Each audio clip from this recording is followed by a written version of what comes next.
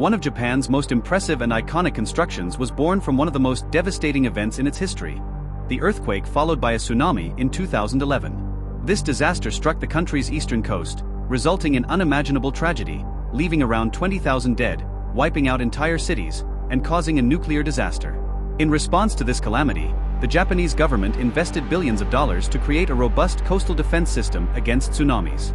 Today, massive concrete walls stretch for approximately 400 kilometers along the coast, forming a barrier designed to weaken the force of the waves and provide precious minutes for people to evacuate in case of another disaster.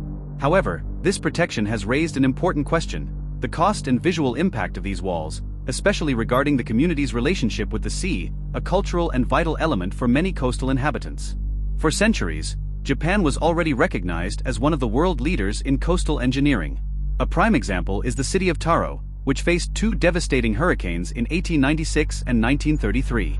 After these tragedies, the city became a model of coastal defense systems by building a structure shaped like an X, with 2.4 kilometers of walls that reached 10 meters in height.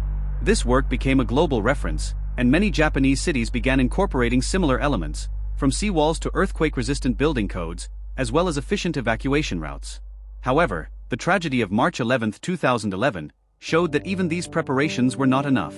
On that day, the tsunami exceeded all expectations and shattered previous records. The waves reached heights between 12 and 15 meters, surpassing the coastal walls designed to withstand up to 8 meters. The result was devastating. The waves crushed structures, overcame barriers, and even caused irreversible damage to the Fukushima nuclear plant. Before this catastrophic event, Japan was considered the most prepared country in the world to face tsunamis. However, the disaster revealed that waves can be much more unpredictable and powerful than expected. Recognizing its mistakes and limitations, the Japanese government invested $12 billion to rebuild and strengthen its coastal defenses, creating even bigger walls. In some areas, the walls now reach 14.7 meters in height and are supported by foundations up to 25 meters deep. Additionally, the bases of these structures have been widened and reinforced with internal walls to better absorb the impact of the waves, minimizing the chance of collapse.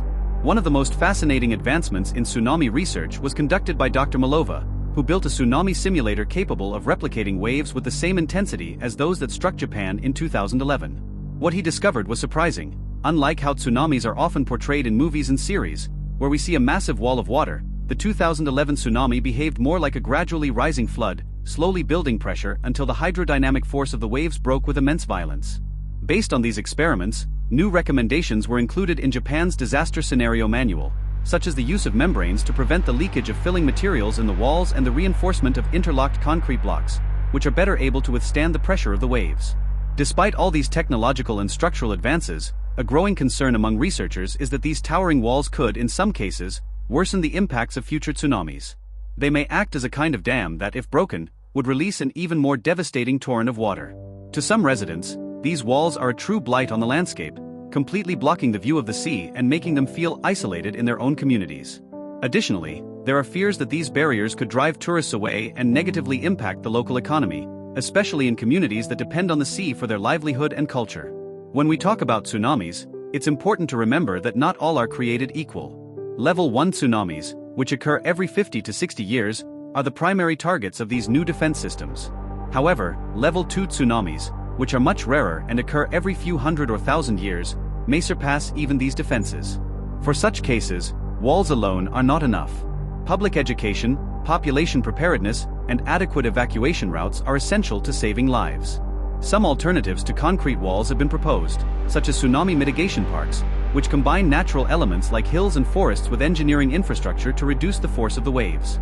Another significant advancement in civil engineering is the use of electronic and mechanical dampers in buildings to reduce the impact caused by tremors. These devices, inspired by vehicle suspension systems, help absorb the shock of seismic waves, preventing buildings from cracking or collapsing. Additionally, many cities have already begun moving to higher ground, relocating schools, hospitals, and public buildings to safer areas, far from the coast. While these new barriers are a remarkable achievement of modern engineering, the truth is that no system is foolproof. The 2011 disaster reminded us that, even as one of the most prepared countries in the world, Japan is still vulnerable to the whims of nature. Today, these towering concrete walls stand as a constant reminder of the tragic past and as an attempt to ensure a safer future.